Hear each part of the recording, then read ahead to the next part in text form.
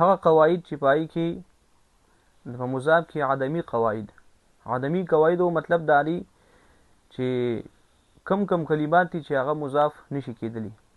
نو اول به دا خبره یاد ساتي چې په مضاف باندې الف لام او تنوین نشي راتلی. د مضاف حکم داری ها، لکه ور دلته کې دا یو کلمه ده الغلام او دا دویمه کلمه ده غلامن، نو په دې باندې راغلی الف لام، په دې باندې راغلی تنوین. نو قاعده دا ده چې کله دا غلام اضافت کې کنه نو په وخت اضافت کې بدنه الف لام او تنوین غرزولی شي. نو دا عدمی قاعده شو کنه چې په مضاف باندې نه الف لام راتلی شي نه به تنوین راتلی شي. لکه غلام او زیدین به بیا وي، نو تنوین او الف لام باندې اضافه وخت اضافت کې غرزولی شي. یو قاعده دا شو. دویمه قاعده دا ده چې کله دا مضاف صيغه د صفت و، یعنی اسم فاعل یا اسم مفعول یا صفت مشبوه، یو خبره شو مضاف صيغه د صفت شي. دویمه خبره دا چې کله مضاف صيغه د صفت شي او دا خپل معمول طرف ته مضاف شي، خو په دې شرط باندې چې کله دا صيغه د تثنیه وي یا د جمع وي نو په دې باندې بیا الف لام راتلی شي. لکه دا غي مثال ګورو ته الحافظه دروسهما.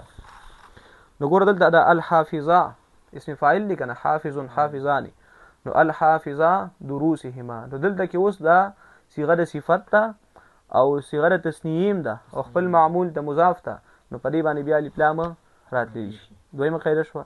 دریمه قاعده دا ده چې کله دا مضاف صيغه د تثنیه و او یا چې کوم دی سوا د جمع مذکر سالم و شاباس، نو په وخت اضافت کې بدلینا نون د تثنیه او نون د اضافت د جمع چې کوم دیغه ورزول شي. لکه ګوره وته دواری باندې دي کنه او دواری بونه، نو کله چې مونږ د دې اضافت کو نو دې نون د تثنیه او دا نون د جمع به ورزول شي. دواری با بیا وي ښه، دواری با دا غرنګ دواری بو بیا وي. پوه شو په دې باندې لکه دا چې زید ته مضاف کې دواری با زیدین، دواری بو زیدین.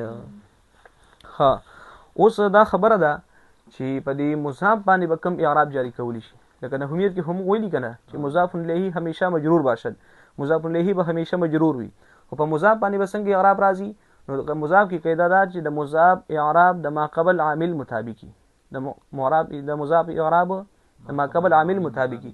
کما قبل عامل تقاضا د فاعلیت کوله د مرفوع وي، که تقاضا د څه کوله د مفعولیت کوله د منصوب وي، او که تقاضا د څه کوله د اضافت کوله نو بیا به سي مجرور لیکي. ګوره دا مثال لکه یو سړی وایي چې جاء نو غلام زیدین، ځکه جاء فعل شکنه نو غلام ورته شي فاعل شي. تقاضا د فاعلیت کی نو غلام به بیا سوي دا به مرفوع به، اگر کدا سری مضاف واقع شوی دی. پوه شئ باندې یو سړی وی رایتو نو بیا څنګه وی غلام، څنګه رایتو غلام زیدین بیا وی. پوه شئ باندې د مجرور مثال لري مررتو بغلامی زیدین. نو په مضاف کې دا قاعده ده چې د مضاف اعراب به د ما قبل عامل مطابق وي.